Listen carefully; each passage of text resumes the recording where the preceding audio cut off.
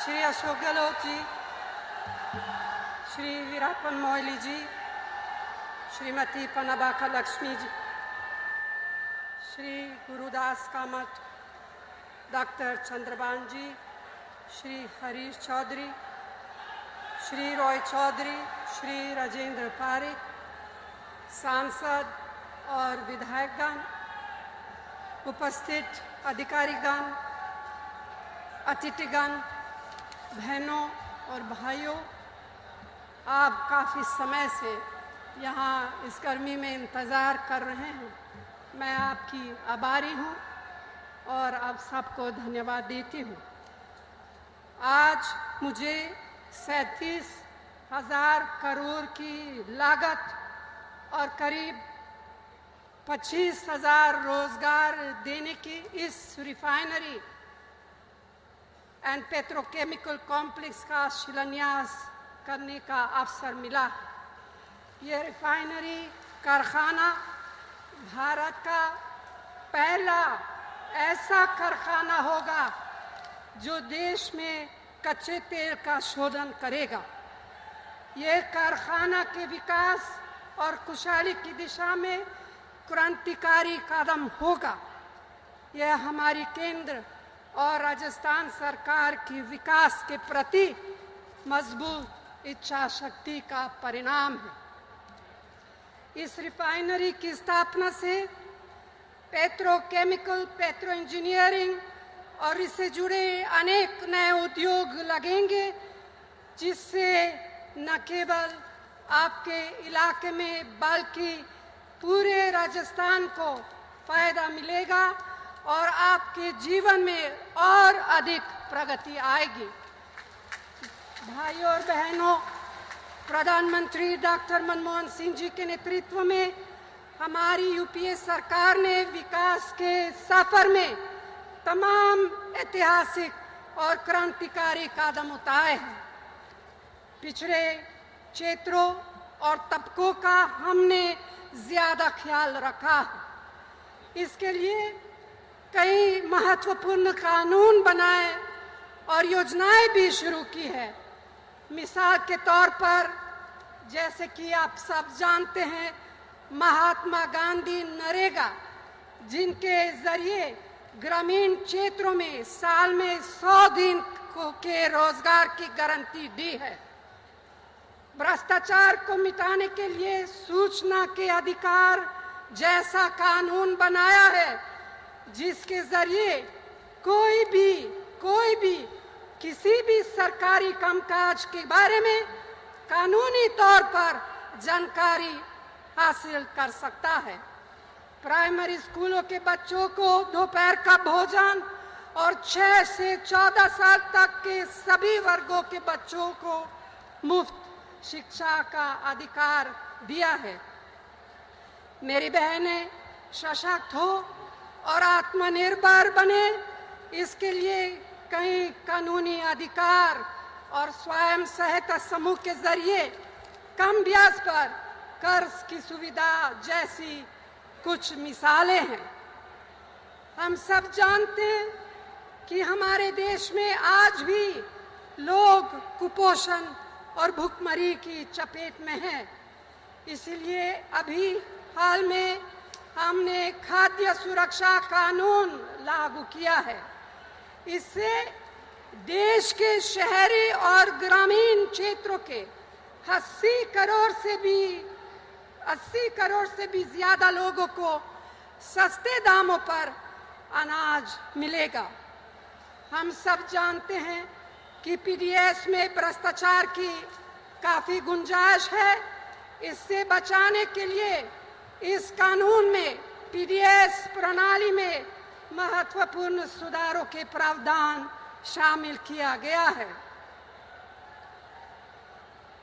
आधार card को आधार card से जोड़ा गया है ताकि सही जरूरतमंदों को ये सुविधा अच्छी तरह से मिलेगा। मैंने संसद में कहा था कि कुछ लोग इस बिल के बारे में सवाल पूछते हैं कि क्या हमारे पास पैसे हैं, क्या ये किसानों के हित में है।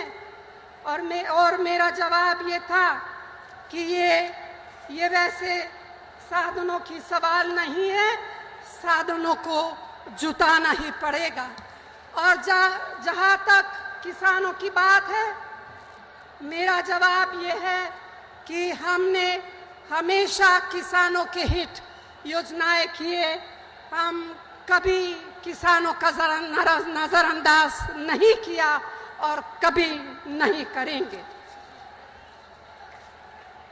संसद सत्र के आखिरी दिन हमने अपने किसान भाइयों के हितों को सुरक्षित रखने के लिए भूमि सुधार अधिग्रहण कानून पास किया है। ये एक महत्वपूर्ण, एक ऐतिहासिक कदम है।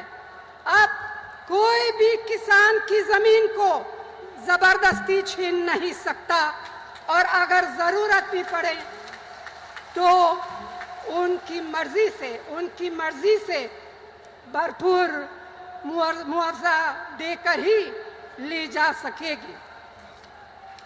हमारा पूरा प्रयास समाज के कमजोर तबकों, पिछड़ों, दलितों, आदिवासियों, अकलियतों और महिलाओं को सशक्त बनाने पर रहा है।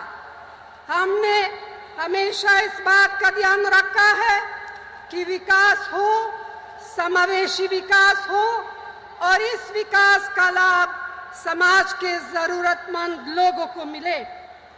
और ये सब तभी संभव है जब आपसी सद्भाव हो, भाईचारा हो, अमन चैन का माहौल हो।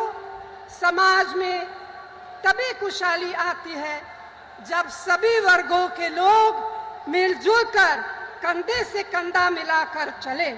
यही हमारी सेक्युलर संस्कृति है और यही हमारे देश की बुनियाद है।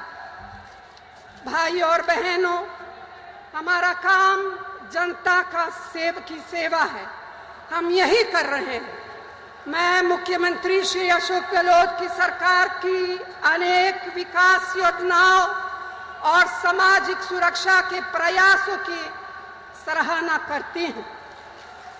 भोजन, आवास, स्वास्थ्य, शिक्षा, पानी, सड़क, बिजली, घर जैसी सुविधाओं पर हमारी सरकार का खास ध्यान है। राजस्थान देश का पहला ऐसा राज्य है जहां पर निशुल्क स्वास्थ्य जांच और दवा जनता को दे रही। इसी तरह अनेकों जनहित की नीतियों को लागू भी किया है, जिनका लाभ प्रदेश की जनता को मिल रहा है। और मैं उम्मीद करती हूं कि आप सबके सहयोग से विकास का यह सिलसिला लगातार जारी रहेगा। आज बरमेर में रिफाइनरी और पेट्रोकेमिकल कॉम्प्लेक्स का शिलान्यास करते हुए मैं इतना कह सकती हूं कि इससे राजस्थान को बहुत रेवेन्यू मिलेगा, जिसका इस्तेमाल सरकार आम जनता और गरीबों के लिए कर सकेगी। और अंत में मैं आप सबको इस रिफाइनरी के लिए बधाई देती हूँ। पेट्रोलियम मिनिस्टर श्री वीरप्पा मोइली और मुख्यमंत्री श्री अशोक गहलोत, उनके मंत्रालय के अधिकारियों और कर्मचारियों को धन्यवाद देती हूँ, जिनके प्रयासों और मेहनत से यह काम हो रहा है। मुझे विश्वास है कि आने वाले दिनों में आपका यह क्षेत्र और आपका ये खूबसूरत प्रदेश प्रगति के पथ पर और अधिक आगे बढ़ेगा। लोगों की जिंदगी में और अधिक खुशहाली और बदलाव आएगा और इसके लिए हम पूरी तरह समर्पित हैं, पूरी तरह हमेशा उसके लिए समर्पित रहेंगे। आप सबको इस सभा में आने के लिए एक बार फिर दिल से बहुत बहुत धन्यवाद। जय हिंद।